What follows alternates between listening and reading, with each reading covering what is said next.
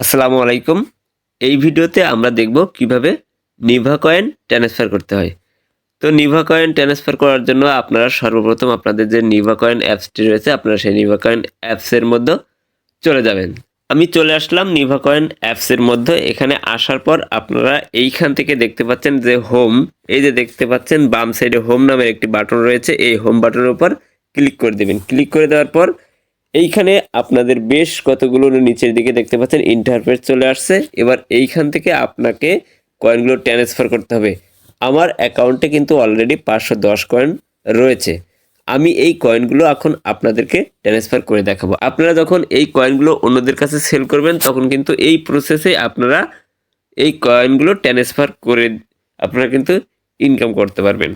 তো এখন ট্রান্সফার করার জন্য একটু নিচের দিকে চলে আসবেন। আসার পরে দেখতে পাচ্ছেন ট্রান্সফার কয়েন। এই ট্রান্সফার কয়েনের উপর একটি ক্লিক করে দিবেন।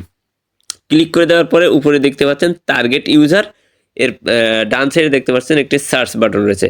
এখন কথা হলো আপনি এই কয়েনগুলো যার কাছে সেল করবেন তার নিভা কয়েন অ্যাপসের যে আইডি রয়েছে সেই আইডিটি কিন্তু এখানে বসাতে হবে। দেখতে পাচ্ছেন এখানে লেখা আছে inter your target user name.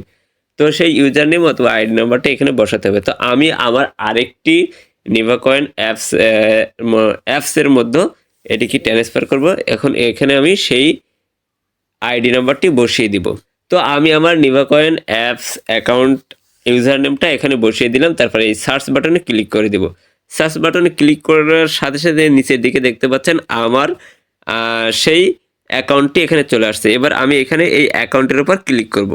Click করে দেওয়ার পর এইখান থেকে নিচের দিকে দেখতে পাচ্ছেন enter the number of the transfer coin.